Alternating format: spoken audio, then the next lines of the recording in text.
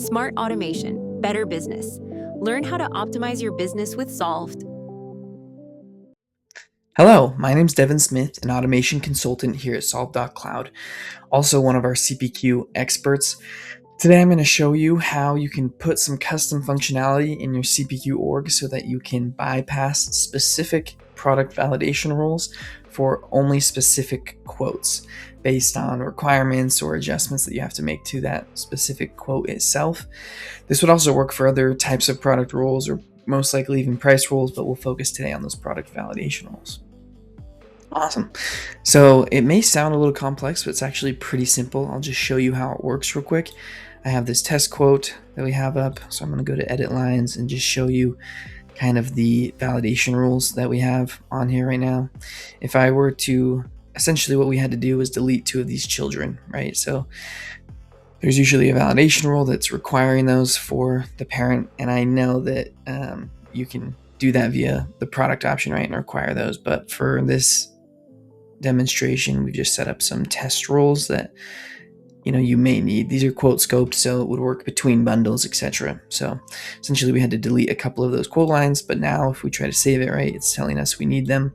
But for this particular deal, right, we got permission that they don't need them. I'm also going to just quickly show if I were to try to add this discount here and quick save, we're going to hit a third validation rule. So I'm going to quickly cancel out of this.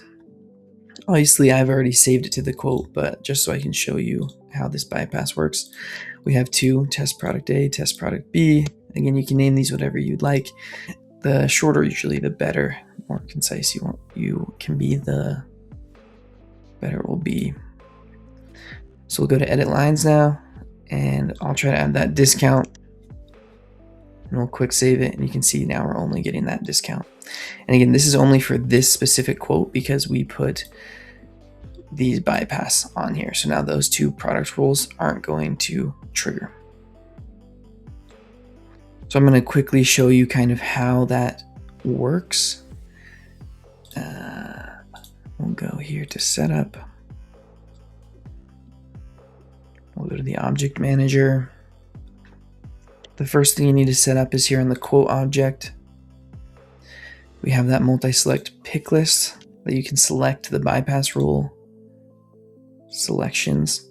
So here you would just put in your bypasses, and we're going to create one actually for the discount. So I'm going to create a new one.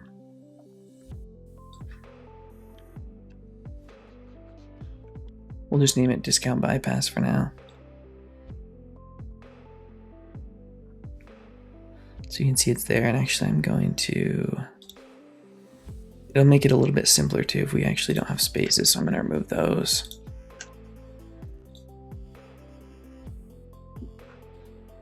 Perfect, so that's available. Perfect, okay. Awesome, so we just set up that new multi-select pick list value on the quote. The reason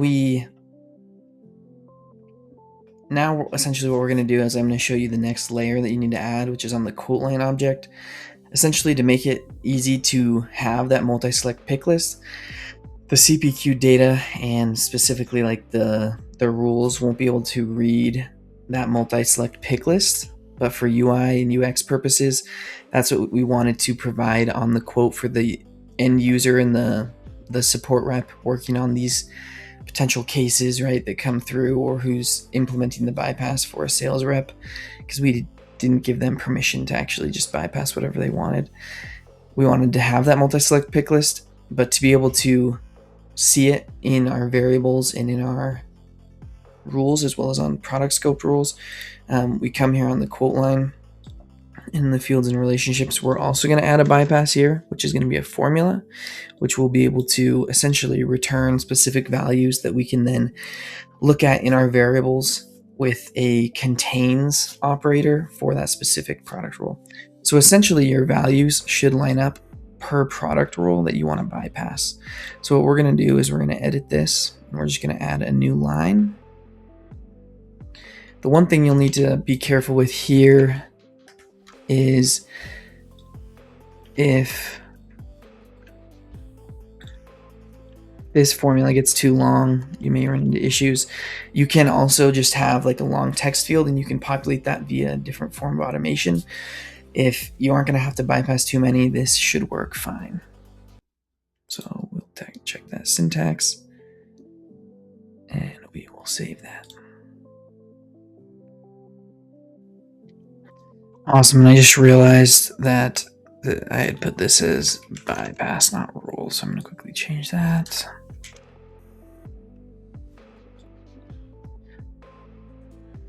Awesome. So that should now be working. I'm going to come back here to our quote and we'll just make sure that that's available. It's available. Awesome. The last thing you have to do is actually go to your product rules. I have this test rule. This is the one that has the discount on it. And what you need to do is set this up to function correctly. The way I like to do it so that you can add this bypass to any rule, whether that be quote scoped or product scoped, is come in here and create a new error condition.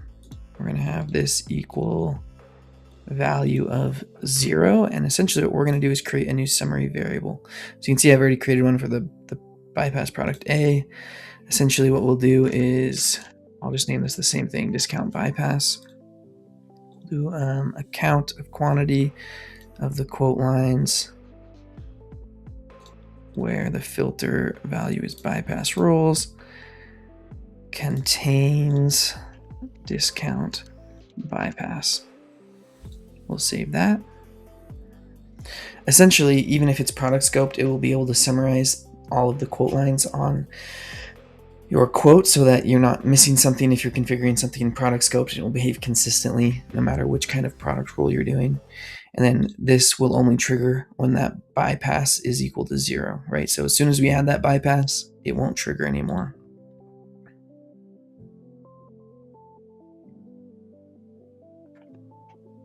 So we'll save that. And then in theory, we should now be able to go back to our,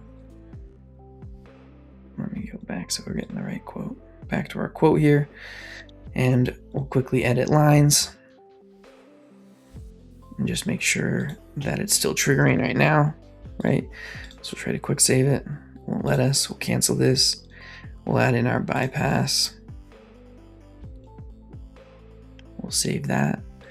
Edit lines here. Update this. Try to quick save that. And it allowed us to save.